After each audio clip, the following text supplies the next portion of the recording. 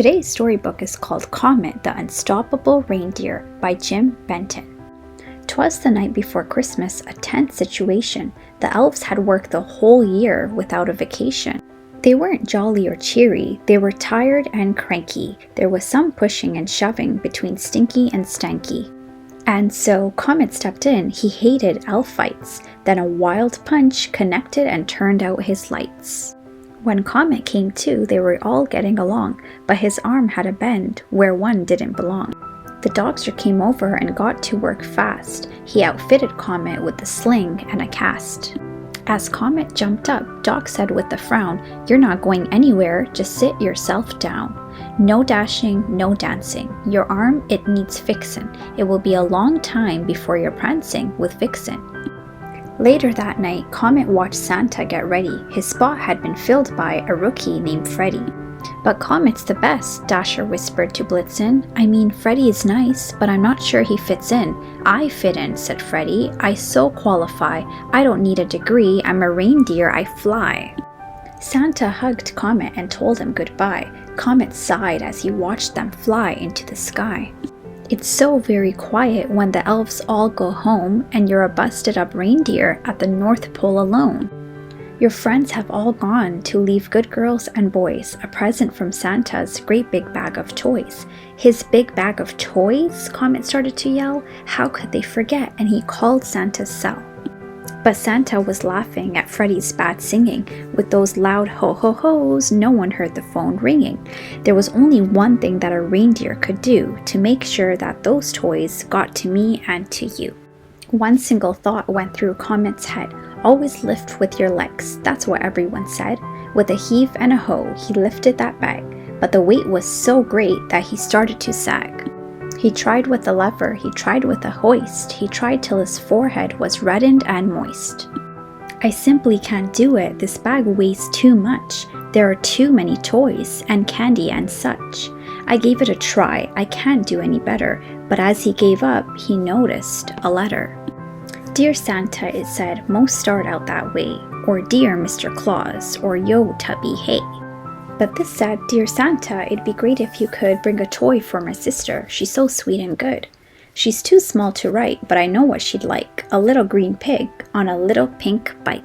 But there are so many kids, and their world is so big. She'll understand if you can't bring the pig. She won't cry a bit, she won't even pout. Just don't wear yourself or your poor reindeer out." COMET was stunned. No child, no elf had ever put reindeer ahead of himself. "But if you can swing it, it's all up to you. Our house is bright yellow, the roof is bright blue." COMET looked at that bag. It was simply too big, but at the tippiest top was that little green pig. He huffed and he wheezed and he let out a whine.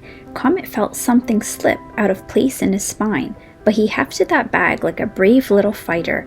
Would it kill kids to ask for some toys that are lighter? He limped to the map and looked to the east. "It's morning there first," groaned the blabbered beast. He lumbered outside and prepared to depart when he heard the soft sound of a hernia start. "I'll begin in the east and work on my way west," COMET said as he winced at a pain in his chest. He flew to Siberia, Japan, and New Guinea, where he knocked out a tooth crashing into a chimney. He rested a minute. He felt kind of queasy. Santa had always made steering look easy. Then to China, Mongolia, Nepal, Pakistan, where he was nearly run over by a red mini.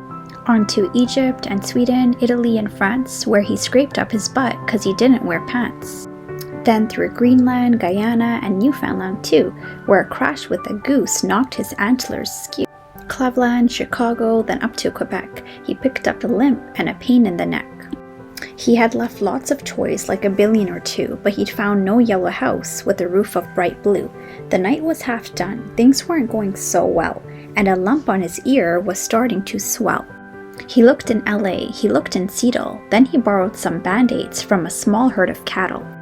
He flew up to Alaska through each little town, but the bag was near empty, so he sat himself down. "I've circled the world and given a toy to every good girl and every good boy." He looked at his map as he shed a small tear. No little green pig for little sister this year. That tiny tear fell on a spot in the Pacific, Honolulu, Hawaii, to be more specific. A surge of delight arose in his chest as he plotted a course that was south by southwest. Way out at sea near the end of his race, a whale blew his nose right in Comet's face. That was all he could take. Comet felt he was through, but just then Hawaii came into his view. At long last, he found that roof of bright blue on the house painted yellow in warm Oahu. He slipped down the chimney with a gift for the boy, and of course for his sister, the little pig toy. He was met by the boy who had written the letter. "Gee, your arm's in a sling. I hope it gets better." Comet smiled and sighed. The kid's phone gave a jingle. "I'll get it," said Comet. "I'll bet it's Kris Kringle." It was Santa, of course, full of thank yous and praise, so quick thinking Comet mentioned getting a raise.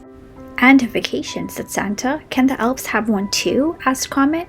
"Who knew? That's the right thing to do." "We'll all go," laughed Santa. "That should heal the bone." "Oh, and next time," said Comet, "please turn up your phone." The end. That was a great storybook. Well, I hope you enjoyed today's book. Don't forget to like and subscribe for more great Christmas storybooks.